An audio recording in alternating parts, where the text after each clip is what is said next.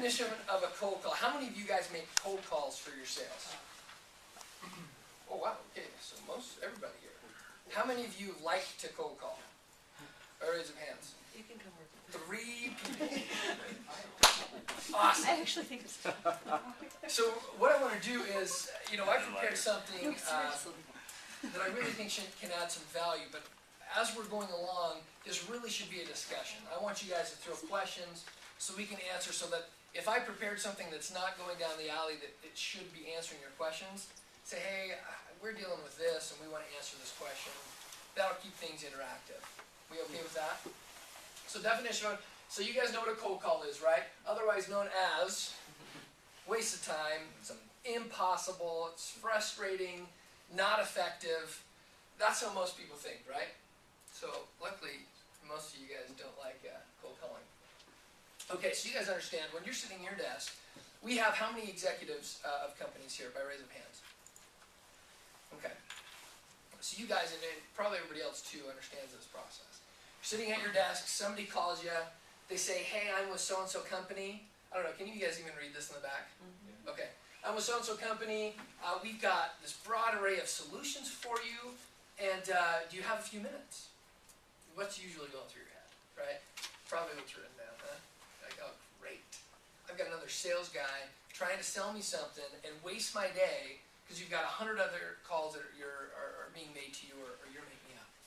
So what I want to do is talk about how we can overcome this so that when you're the one calling that person, sorry, I'm totally blocking that. When you're the one making that phone call, you don't get this response on the other end of the phone, okay? This is the key. Are we in the right direction? Is that something you guys want to talk about, want to hear? Okay, we're getting a few nods. That's good. And of course, cold calling, since you guys are doing it, you know it is a viable lead source. So that's a great way to go. Ooh, shocker. Okay, here's an average daily cold call stats. Is anybody's numbers, starting with number 1, or by raise of hand, who falls into that column there? Who's making 100, 150 calls? We did a survey while you were working on it, and I think the top was there are 2 people here, 40 to 60, and the guy on the front row, it does 45 a day. Awesome. That's amazing. You know what I mean? The average of doing 45 to 50 calls a day, that's a lot of cold calls, right? There are ways that you can do 100, 150, 200, 250 dials a day. What does that mean? You're able to talk to more people. It's as simple as that. If you're capable of calling 100 to 150 people a day, that means you're probably going to actually have contact with maybe 15 to 25, maybe 30 if you're lucky, right? These numbers you can all just divide by lowering your daily call volume. If it's 5, it's going to be quite a bit lower, right? Usually, and I'm talking from experience from our company, right? 100, 150 dials a day, 15 to 25 contacts out of that equals about 1 to 3 scheduled qualified appointments per day. And then you can see at the end of the month, you've got between 20 and 60 new opportunities. I'm assuming since nobody's making 100 calls a day, this is not happening in your sales organization. By kind of nodding, yeah, not happening, right? Okay. It's possible to do this, all right? And systems that you can use, we won't go into the exact systems necessarily. They're software programs, dialers, things like that can help you. Ping me later and we can talk specifics on that, okay? But this is an opportunity to be able to get 20 to 60 appointments per month per individual. It's pretty phenomenal. Okay, here are the things that we're going to go through. We're going to skip through this fast because we ran some of the beginning of time out. But these are what we're going to go through, okay? Key concepts of a cold call. Since you're all doing it, you all have a lot of experience with it, okay? This is what we do all day, every day. So I'm hoping that we're good at it, right? Now what we start with always, we start with a script. And I'm going to kind of publish this out there. This is from our experience, our work. You might hear different things in different books or online, different tips and whatnot. We love using scripts. That's our bias, okay? Doesn't mean that you're going to read them word for word. It doesn't mean that you have to sound like a robot that's talking to the person on the phone, but you want to sound natural, of course. It's as simple as that. So that you're having a conversation with that person. What are some hidden pressures that you guys come up against, that you guys feel? When you're making a cold call, what is the other person on the other line probably thinking? by raise of hands, anybody have an idea?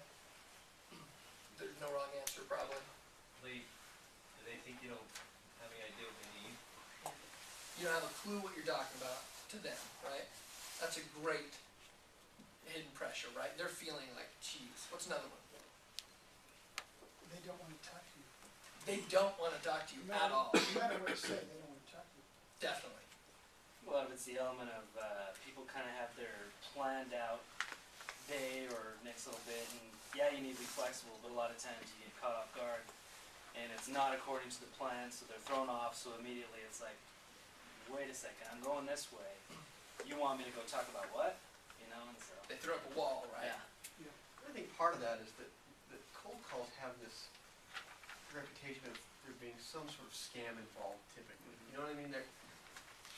You always wonder if it's a real call, if there's a catch at the end. There's always, because there's no relationship, there's no face-to-face, that's an element of a cold.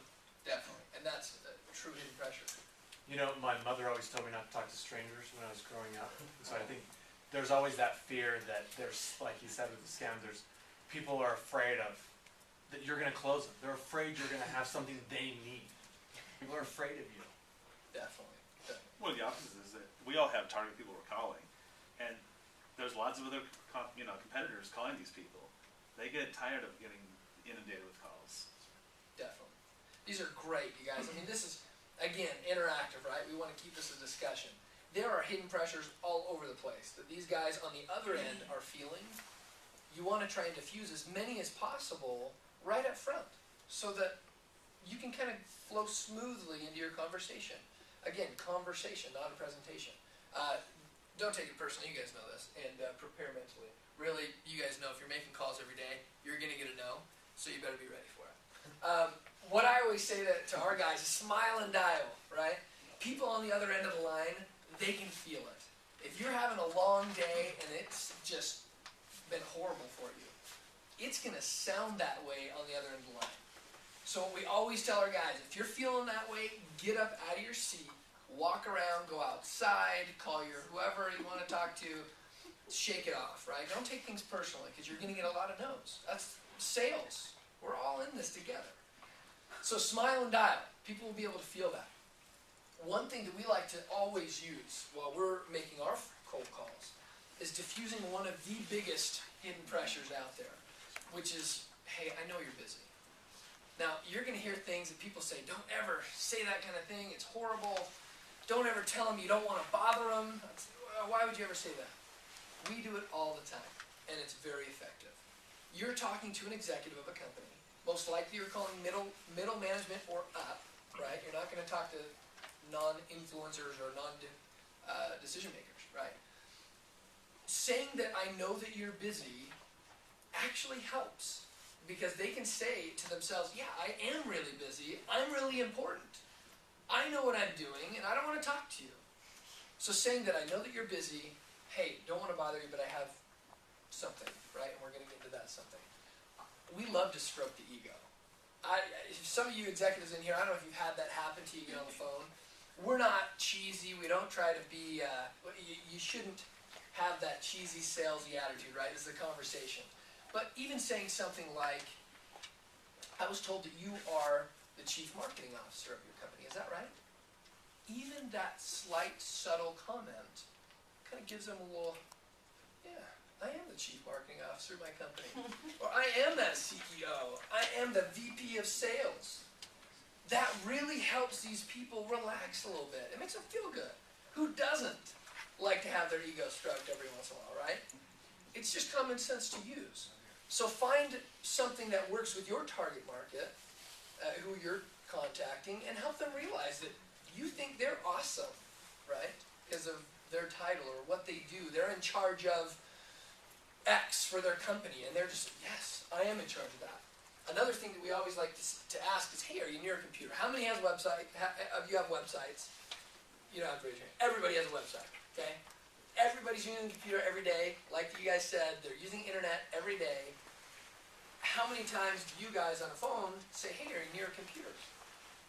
99% of the time, they're going to say, yes, I'm sitting right in front of my computer. I was writing an email when you interrupted me, right? Or whatever it is. When you're don't mean that's with your cold call, okay? This helps a lot. A lot of people are very willing. Over 80% of the time on the phone call, you guys can ask, hey, on your computer, it'll be easy if you just go to the site, it's xyz.com. You'll actually hear them typing it into their computer because they want to know what it's about. Even before they hang up, you know? So this is a huge thing that can work. That's something that will help you. Okay, this is a little survey. So I guess my question, just going back to that thing, is when are you, going through that segue to ask them if they're sitting at their computer? Like, When? yeah, at what point? Usually after the intro, and I should have done that after, right? We've got the intro as the next slide. Thanks a Okay. ton. Usually the intro, and we're going to talk about that. Actually, let's do this one and the we'll next get to slide. Yep. Is that okay? Okay. Sorry, this is a survey that I took offline, and I have the website here. Sorry, I can get you the website later of where I got the survey from. Here are some of the most pressing concerns that we all have with gatekeepers. Number one, you want them to be on your side, right? That secretary, that assistant, that whomever that answer the phone, they are the gatekeeper to your decision maker, okay? Number one thing out of this survey is that people wanted to get them on their side, okay? Number two, you want to get past them in one way or another to get to the boss. That's key, right? Or two, you want to schedule an appointment right there. Three, with that gatekeeper. We're going to talk about some of the ways of fulfilling these points, okay? Anyway, stuff that was interesting. Okay, gatekeeper. Our purpose of calling the gatekeeper is really to gain access or to gain information. Am I right? Is that kind of what you guys do most of the time? What do you guys normally do? Maybe a couple examples. When you talk to a gatekeeper on the phone, what's some normal things that you would do on the phone? So we can kind of get some background. I was asking, how long you work there?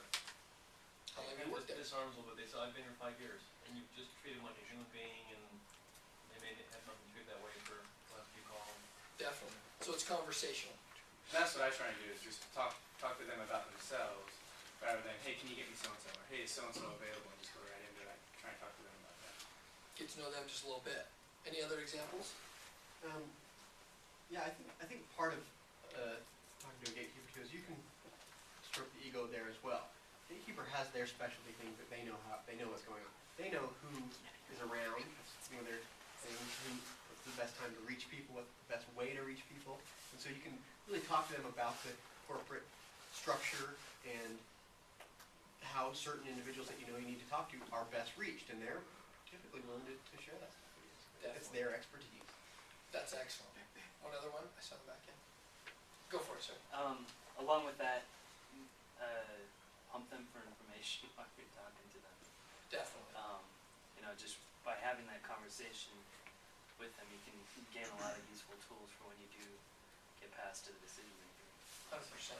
Go for it. I'll generally ask them how their day is going, and then I'll try to find a common touch point. If I'm calling somebody back in Michigan, I might bring something up about the Wolverines or something. Just some, I used to live there. You just start a dialogue. Definitely. That's great. I think it's nice to use their name too. Give them a little bit of common courtesy and respect.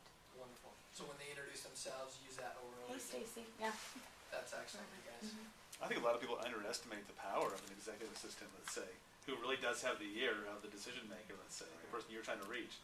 And even a follow-up call, just to them, not to get to, your target person, to them, to say, hey, thanks for the information, thanks for setting this appointment up, it was great to meet you, whatever it is. That is a huge deal, I think. Definitely. You guys, these are great suggestions. Did I miss a hand way in the back? I was going to say, I like your first point. Talk to him as you would a friend, because usually when I call, I don't have a sales voice. Unlike you, I don't have a script. And someone answers the phone and say, "Hey, this is Jane speaking." I go, "Hey, Jane, how's it going?" Just like you said, like you would a friend. And so that it sets them off. To them in their head, that doesn't go ding, ding, ding, salesperson. And I never introduce myself. I always, say, "Oh, could you help me out? What's the name of your VP of sales?" "Oh, that's Allison." "Oh, okay, Allison. What's her last name?" And have the conversation that way instead of trying to just, "Oh, can you put me through to your VP of sales with your little sales voice on?" And just have the have that casual, fun, just like you have on there, like you're their friend, and they're happy to give you information if you don't have that hi, this is Corey with Da Vinci Suites. I was wondering if you could, Like a robot. yeah. That's what I'm I don't know a lot of cold calls, but anytime I do, I spend a lot of time researching so much about anything I can find on the web, about their company, when they were founded, you know, important details, their address where they're located, what's close by them, anything that will help me facilitate that natural conversation. Definitely. You guys, these are huge. I'm so glad that we're keeping this interactive. I mean, really, utilizing these skills you guys are sharing with each other is huge. And of course, each individual industry or individual company, you're going to have slightly different tactics, right? You're going to have little different methodologies of how to do it. So hopefully we can cover somewhat of that general sphere that we can all apply, take it home and apply it in our lives. So definitely, talk like you would a friend. I mean, really, the sales pitch. I've been told that I have a sales guy's voice, and I try to avoid that as much as I can when I'm on the phone, because I just don't want to be that one other sales guy that they had 50 other calls from. You know, I want to be that friend. Whether it's Stacy or it's Ben or whoever on the phone, I want to get to know that person for that brief moment, enough for them to say, hey, you know what? I like you. Let me get you to the boss. You know what I mean? So be friendly. Really, just ask. It is an amazing power if you just ask. I know so many people get on the phone and they're kind of jittery and they're nervous and frightful that everything's going to go wrong, that they just read the script like a robot and they're hung up on, and their worst nightmare was fulfilled. Instead of just relaxing. You know what's amazing for me right now, I'm in a job transition, and about 8 or 9 years ago, I used to work for IOMEG, and I went through a series of layoffs there. And it seemed like at that point in time, it was so hard to get information. I'm getting information just right and left right now, and I don't know if it's because of LinkedIn or what have you, but how I approach, I always, you know, if it's Joyce, how you doing? Hey, this is David Teacher. Could I please speak with Rich Nelson? And just that very nice, simple, you know, or, oh, you know what? I just left a message, I'll call back. But you know what? I don't have his email address. Would it be possible just to give me that? And I've got one every time. Yeah. And so it's just, again, it's maybe not having the sales voice, it's just being very down to earth. But you're right, just ask for it. And I'm amazed. It's just like, wow, everybody's just giving me the company I left, I've already created my whole contact